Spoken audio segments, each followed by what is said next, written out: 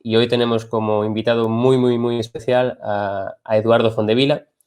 Voy a hacer una pequeña presentación de una parte de su currículum porque podría ser un poquito más largo, pero vamos a resumirlo. Eduardo es fisioterapeuta con una amplia experiencia en el tratamiento de disfunciones neuromusculoesqueléticas y dolor. Tiene un máster oficial en gestión e investigación de la discapacidad y la dependencia. Es director del grupo clínico Alfa Fisioterapia Coruña. Es profesor asociado en la Escuela Universitaria de Fisioterapia Gimbernat en la Universidad de Cantabria. Y además, como dato especial y curioso, es autor del blog de Pensamiento Crítico en Fisioterapia desde Océano Mar. Y bueno, aprovecho para mencionar que se van a cumplir ya pues 10 años desde su primer post, que esta primera entrada data del 3 de junio de 2011, lo cual ya es pues un gran paso. Entonces, bueno, os dejo en las manos de Eduardo en esta masterclass en la que hablará sobre razonamiento clínico en dolor sacroiliaco. La sala es tuya, Eduardo. Gracias, Dani. Bueno, pues nada, más allá de eso, yo me considero un fisioterapeuta, como siempre digo, del fango, que es, bueno, del barro, ¿no? Que estoy ahí en el barro, como supongo que muchos de ustedes, viendo pacientes, ¿no? Y eso es lo que vamos a hablar ahora. También, pues quiero situaros, ¿no? Evidentemente, yo soy soy académico a tiempo parcial y soy clínico fundamentalmente, no soy investigador. No quiere decir que no vayamos a fundamentar esto en una visión científica, como no puede ser de otra manera, pero sí quiero daros la perspectiva mía, que es la del clínico, ¿no? Y eso es lo que vamos a intentar transmitir. Sin más, pues agradecer a Forum su amable invitación. Para mí es un honor muy especial poder colaborar con ellos en esta propuesta, y porque considero que es un grupo que tiene una visión muy contemporánea de la fisioterapia, con la cual me siento muy alineado, y bueno, pues que están empezando su iniciativa y pues desearles todo lo mejor. Y sin más preámbulos, pues vamos a comenzar a hablar de razonamiento clínico, en este caso enfocado en el dolor sacroiliaco. El objetivo de la charla, de la masterclass esta que vamos a hacer, es presentar, en primer lugar, una visión de lo que es el razonamiento clínico. No obstante, la querría entroncar desde un punto de vista de salud pública, un punto de vista macro, ¿vale? De salud pública, eh, que creo que puede ser de interés para todos los fisioterapeutas tener esta visión, que nos estén escuchando, ¿no? Y luego lo vamos a ejemplificar en un caso concreto, que es el dolor sacroiliaco. Hablaremos un poquito de la patofisiología, mitos y realidades del dolor sacroiliaco, y luego, por último, pondré un caso clínico real de mi consulta. Como decía, soy un clínico, pues intentará ejemplificar, pues unir, ¿no?, esta visión de salud pública con la propuesta metodológica eh, que abordaremos sobre el razonamiento clínico para este particular. Vale. Cuando hablo de razonamiento clínico de salud pública, ¿no?, ¿cómo juntar estos dos conceptos? Yo cuando doy clases a los compañeros, futuros compañeros que están en cuarto, ¿no?, último curso aquí en España, ¿no?, de la carrera, y les pregunto qué es un fisioterapeuta, pues como no puedo leer el chat, les podría hacer esta pregunta a ustedes, ¿no? No puedo leerlo porque tengo aquí un problema técnico por el ordenador. Si yo les preguntara qué es un fisioterapeuta, pues supongo que las respuestas son múltiples. Típicamente, pues muchas personas pues dicen, pues un fisioterapeuta es una persona que ayuda a los demás, lo cual está bien. Otras suelen responder, pues aliviamos el dolor o quitamos el dolor. Otras dicen, pues mejoramos las capacidades o la función. Todo esto es cierto. Pero hay una respuesta que es la que yo quiero colocar en esta charla, y que después de esta charla, sobre todo cuando lo ejemplifiquemos en el caso clínico, a ver si la podemos troncar mejor, que es que el fisioterapeuta sea un agente de salud pública. Fisioterapeuta como agente de salud pública. Y podemos serlo incluso para un dolor sacroiliaco, ¿no? Y este es un poco el mensaje que quiero colocar. Algo tan de nicho, tan concreto, intentar llevarlo de lo micro a lo macro y juntarlo con un proceso de toma de decisiones clínicas que sería el razonamiento clínico. Entonces, de momento, la primera idea que quiero que coloquen o que tengan clara es cómo podemos hacer que un fisioterapeuta sea un agente de salud pública. En este caso, mi visión es fisioterapia comunitaria, ¿vale? Yo soy fisioterapeuta comunitario en el sentido que trabajo en la comunidad, en este caso, pues en un centro, pues en una ciudad de España, ¿vale?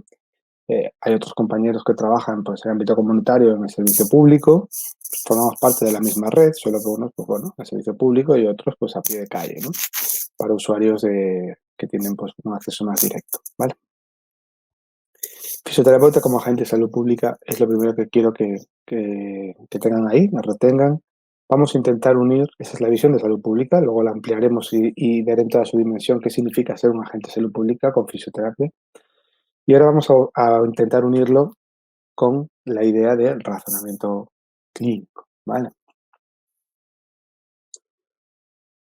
Bien, cuando hablamos de razonamiento clínico es un sintagma, ¿no?, que está muy de moda, ¿no?, en fisioterapia, lleva unos años de moda. Que a todo el mundo se le llena la boca, ¿verdad?, con este razonamiento clínico, pero ahora, a la hora, la verdad, pues se hace muy farragoso. Y realmente las definiciones que hay a veces en la literatura son hipercomplejas. Yo, de hecho, también he publicado algún artículo científico con una definición hipercompleja. Y, bueno, cosas de la literatura. Eh, y a veces habla de pensamiento paralelo y de redes neuronales y de heurísticas, lo cual es todo muy interesante y muy útil. Pero con los años también, sin desmerecer, ¿no?, esa complejidad de la definición y esos diagramas de flujo que a veces uno ve, ¿verdad?, en los libros, y que no sé muy bien, porque cuando hay un diagrama de flujo así complejo uno no sabe por dónde empezar, ¿no? Yo incluso elaboré un diagrama de Ishikawa, ¿no?, en espina de pez. Bueno, en fin, hay ciertos constructos teóricos complejos, pero un poco para los compañeros que estamos en el barro, ¿verdad?, con los pies en el barro, en el fango, con los pacientes, y también con los años depurando, ¿no?, intentando simplificar, que no es algo como banalizar, sino realmente intentar dar una aproximación más sencilla, que no significa que sea hueca. Tratamiento clínico, para mí, se puede resumir en una primera frase, en dos frases, pero en una primera pregunta es dar respuesta a una pregunta que es saber qué está pasando, ¿no? Quizás es una manera de hacerlo más sencillo, ¿verdad? El tratamiento clínico es saber qué le está pasando a mi paciente. ¿Qué le está pasando a mi paciente? ¿Vale? Y luego una segunda pregunta es saber qué es modificable y qué no es modificable. Estas dos preguntas quiero que también las anoten al lado de la pregunta ¿qué es razonamiento clínico?, que tiene que ver con el diagnóstico. Saber qué está pasando y saber qué es modificable y qué no es modificable. Vamos a hablar un poquito de estas dos dimensiones, ¿vale?, que son los dos pilares un poquito de la pregunta ¿qué es el razonamiento clínico? La primera es saber qué está pasando. Y cuando está pasando, para saber qué está pasando, yo propongo esta pirámide, ¿no?, que esta pirámide tiene tres dimensiones, ¿vale? Esta pirámide tiene tres dimensiones. La primera dimensión es una, bueno, vamos a imaginar que yo no tengo aquí un puntero láser, pero vamos a imaginar que estáis viendo la pata derecha, donde pone patobiología, ¿verdad? La pata izquierda pone disfunción y arriba la cabeza de la pirámide pone pues la persona. Y realmente yo creo que tenemos que hacernos una pregunta en estas tres dimensiones. ¿Qué le está pasando a nivel del tejido? La patobiología. ¿Qué está pasando a nivel de la disfunción? ¿Y qué está pasando a nivel de la persona? De esta manera, cuando yo hago esta pregunta, ¿qué está pasando?, tengo que hacerla realmente a estos tres niveles, ¿no? Mi cerebro, mi sistema de razonamiento tiene que ir a apuntar a estos tres niveles, ¿no? ¿Qué le está pasando al tejido? ¿Qué está pasando a nivel funcional? ¿Y qué está pasando a nivel de la persona? Claro, esta es la pregunta del millón, saber qué le está pasando a mi paciente. Por eso vamos a intentar simplificar un poquito. Vamos con el primer eje. El eje es el eje este de patología y disfunción, que es un eje que a veces se toma de manera binaria, y yo les invito a un ejercicio de madurez, intentar entender la complejidad de una manera con matices, ¿no? Típicamente, en este eje de el diagnóstico patoanatómico y el diagnóstico funcional, tradicionalmente los fisioterapeutas en nuestra formación de grado, pues a lo mejor nos formamos, pues bueno, con ciertos conocimientos. Bueno, estudiamos patología médica, patología quirúrgica o afecciones médico-quirúrgicas, depende de cómo se llamen las pruebas de grado. Y bueno, pues ahí teníamos médicos que nos daban clase, ¿no? Y nos decían, pues, tendinopatía, artrosis, ¿verdad? Este tipo de diagnósticos. Pero nosotros realmente con ese diagnóstico patoanatómico, y digo tradicionalmente, pues bueno, pues no nos sentimos muy cómodos, ¿no? Hernia de disco, ¿verdad?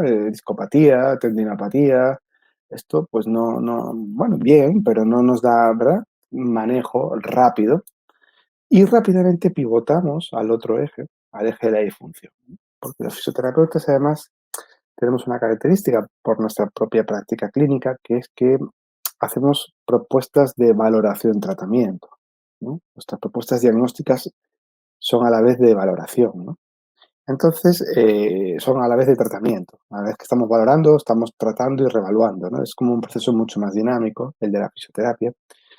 Y de esta manera, los fisioterapeutas, quizás pues por nuestra forma práctica, ¿no? Y pragmática de trabajar, que tenemos un paciente delante y ya tenemos que empezar a trabajar con él, y mientras estamos valorando y reevaluando, tradicionalmente nos hemos decantado mucho hacia el mundo de la disfunción. Y el mundo de la disfunción es un mundo muy florido, ¿no? Un mundo muy florido. Y existen tantas, para una misma patología, para un mismo diagnóstico anatomopatológico, existen tantas disfunciones como fisioterapeutas hay. Y eso lo sabemos todos, ¿no?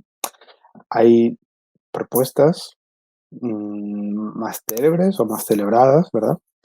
Que incluso pues son métodos o conceptos, ¿no? Este mundo de los métodos, de los conceptos, ¿verdad? Yo supongo que todos o muchos de ustedes pues les es familiar, ¿no? Este tipo de terminología, y no es malo que sea así, y es algo natural, si lo pensábamos, que haya surgido este tipo de propuestas a la hora de abordar a los pacientes, precisamente por esa manera práctica que tenemos nosotros de trabajar. La palabra método viene del griego métodos, ¿no? Camino, y no deja de ser otra cosa que caminos, ¿verdad? Que se trazan pues en la complejidad del paciente, ¿verdad? En la complejidad del laberinto para saber qué está pasando, pues un señor, una señora de renombre, con apellido, con nombre propio, ¿verdad? Son los fisioterapeutas y las fisioterapeutas de nombres propios, la Kendall, la señora Kendall, la señora Sharman, el señor Maitland, el señor Mackenzie, todos estos, ¿verdad? La señora McConnell, los señores Bobat, el señor Perfetti, ¿verdad? Todos estos nombres propios, pues bueno, de repente abrieron un camino, un método en su nombre propio, ¿no? Método García, ¿verdad? Pues el señor García o la señora García abrió un camino por ahí, pues muy interesante, y oye, por ahí se sale del laberinto, vamos todos para allá, ¿no? Y todos seguimos el camino de la señora García o del señor García, lo cual es una cosa buena, es una cosa buena. Porque nos otorga manejo. Ahora, sin desmerecer un poco el tema del mundo de la disfunción, este mundo florido, yo querría también hacer, y esto tiene mucho que ver con lo que vamos a ver en el caso clínico también, pero vale para todo lo demás, lo vamos a ejemplificar todas estas bases teóricas con una aproximación práctica. No hay que desmerecer la patología. Los seres humanos tenemos una tendencia pendular, ¿vale? Posiblemente por nuestro atavismo tribal, ¿vale? Parece que o somos de blanco o somos de negro, ¿verdad? O somos de A o somos de B, pero ser de A y B lo vemos como muy complicado. Pero yo les invito a un ejercicio de madurez, porque estamos hablando de medicina, estamos hablando de pacientes, estamos hablando de fisioterapia, estamos hablando de ciencias complejas, realidades clínicas complejas, y necesitamos tener pues, esa madurez para ver, para pivotar en ese eje muchas veces en escala de grises, ¿no? Típicamente estábamos en el mundo de la patobiología y pendulamos al mundo de la disfunción, ¿Por qué la patobiología no nos decía nada? Mire, a mí no me diga, no me hable usted de una tendinopatía del manguito. A mí háblame de una discinesia escapulohumeral, ¿verdad? Que yo me entiendo mucho mejor con eso, ¿no? Su ejemplo, esa dicotomía falsa, como veremos, entre patobiología y disfunción. ¿Por qué la patobiología es importante? Yo les invito a que el péndulo no es que vuelva otra vez al mundo de la patobiología, como cuando estudiábamos hace 20 años la carrera, donde solo veíamos el diagnóstico patobiológico, sino a maridar los dos mundos, ¿vale? El mundo de la disfunción y el mundo de la patobiología. La patobiología es importante porque marca el pronóstico. Y eso es una cosa que quiero que entiendan ustedes, que tengan muy claro. La patobiología marca el pronóstico. Diagnósticos funcionales en fisioterapia hay muchos, tantos como caminos, métodos, propuestas funcionales pueda haber, o fisioterapeutas que hayan abordado con éxito indudable o menor éxito en algunos casos algunos problemas de salud de los pacientes, pero ninguno de ellos nos manda inferencias a pronóstico. Y el pronóstico es importante porque marca realmente las expectativas muchas veces del paciente. ¿O acaso sus pacientes no les preguntan siempre, si acaso le hacen ustedes la pregunta, que alguna de sus expectativas es cuándo me voy a curar, cuándo me voy a recuperar, cuándo voy a poder jugar al fútbol, cuándo voy a poder trabajar, cuándo voy a poder calzarme sin dolor, cuándo voy a poder ser autónomo, ¿no? En fin, este tipo de preguntas son relativas a futuro, inferencias de futuro son relativas a pronóstico. Y los diagnósticos funcionales, que son muy útiles de cara a manejo, no nos dicen nada de cara a pronóstico. Síndrome cruzado posterior no me dice nada de cara a pronóstico. Disfunción somática no me dice nada de cara a pronóstico. Derangement no me dice nada de cara a pronóstico. Banda tensa no me dice nada de cara a pronóstico.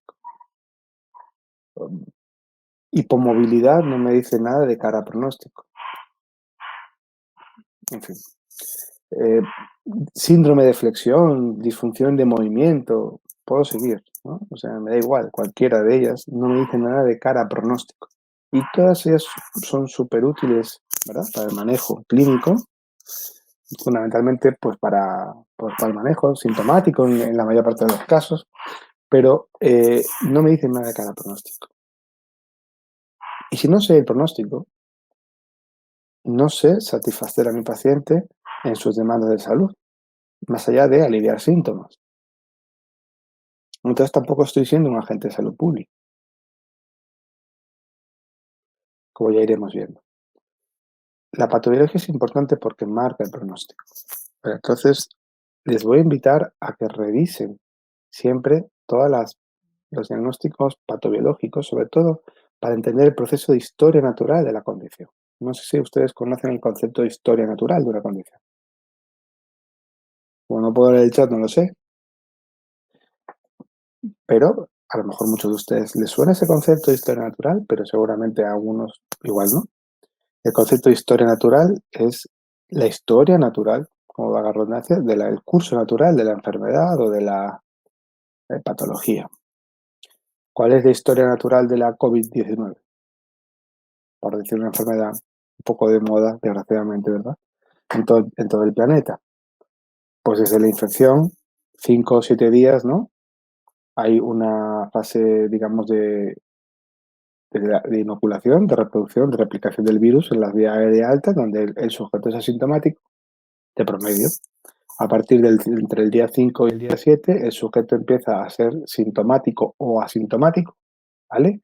Está más o menos otros 7 días, pues con síntomas más o menos leves o moderados en casa, en control de casa, y un 5 o un 10% de esos sujetos, sobre todo si son mayores de 60, 55, 60 años en términos estadísticos, obviamente en grandes números, y hipertensos, obesos o diabéticos o con enfermedad metabólica, un 5 o 10% de estos pacientes cursa con una hipoxia feliz, ¿verdad? y requiere de manera urgente un ingreso hospitalario, que bien puede ser en planta, o bien si tiene una saturación de oxígeno muy baja, pues necesitará pues, pues un soporte de oxígeno pues, mayor, que puede incluso pues, llegar a una intubación, ¿no? Esa es la historia natural de la enfermedad, ¿vale? Tiene una tasa de mortalidad entre 1 y 2% del total de los casos, ¿vale? Ese es el curso natural de la COVID-19. Luego, es cierto que hay un porcentaje importante que se recuperan, pero hay un porcentaje no menor que quedan con secuelas, ¿no? El mayor predictor de las secuelas es ser mujer, ¿no? 4-1. La long COVID o la COVID persistente, fundamentalmente sea mujer, una proporción 4-1 entre los supervivientes, sobre todo los que han tenido ingreso hospitalario. Vale. Ese es el curso natural, por decir de una patología, lo cual es útil. Es útil para el manejo de los pacientes, obviamente, ¿no? Y para el manejo también de salud pública, ¿no? De la gestión de salud pública a nivel de recursos pues, comunitarios de la enfermedad. Mi pregunta para ustedes es, ¿conocen la historia natural de todas las patologías que tratan? Esa es la pregunta que se tienen que hacer. Esa es la pregunta que se tienen que hacer. ¿Ustedes tratan pacientes con tendinopatías? Tienen que saber cuál es la historia natural de regeneración de un tendón. ¿Saben cuál es la historia natural de regeneración de un tendón? ¿Ustedes tratan pacientes con lesiones musculares? ¿Saben cuál es la historia natural de una rotura de fibras? ¿Cuánto tarda un músculo en reparar?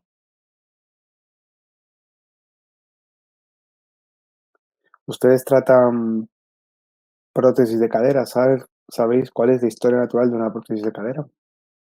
De una recuperación de prótesis de cadera, teniendo en cuenta las complicaciones que pueda haber, o una prótesis de rodilla. Este tipo de manejo hay que saber. Y muchas veces cuando nos preguntan cuál es la historia natural de todo esto, pues ¿qué decimos?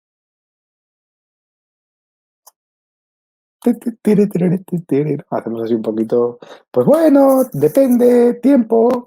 Y cuando dice el paciente, ¿cuándo me voy a poner bien? Bueno, vamos a ir para adelante, ¿verdad? Vamos andando siempre dándole la patada para adelante a la pelota del tiempo y esperando que por ahí en una sesión el paciente nos diga que se ha mejorado. Y esa es la realidad. Pero esto no es suficiente, compañeros, en mi opinión. No es suficiente solamente decir que es con tiempo, que obviamente que es con tiempo. Hay que acotar un poco más y ser más precisos porque eso va a marcar mucho también el tipo de recuperación que vayamos a hacer, ¿vale? Es muy importante esto. Explicar al paciente la historia natural de la condición ayuda a una buena gestión de expectativas, ¿vale? Muchos pacientes no mejoran porque piensan que, y lo saben ustedes, ¿no? Muchísimos de nuestros fracasos son porque el paciente viene con unas expectativas de mejorar, más allá del síntoma, pues mejora por la historia natural, por lo que hagamos nosotros o por las dos cosas, pero luego recae y no entiende que su proceso a lo mejor es un proceso que tiene picos y valles, ¿no? Y no se lo hemos explicado, o puede ser pues el dolor lumbar, ¿no? Mal llamado no específico. Y si no explicamos esto, que lo que tenemos que intentar hacer en estos pacientes crónicos es espaciar la tasa de recurrencia, pues vamos a tener un fracaso en el tratamiento.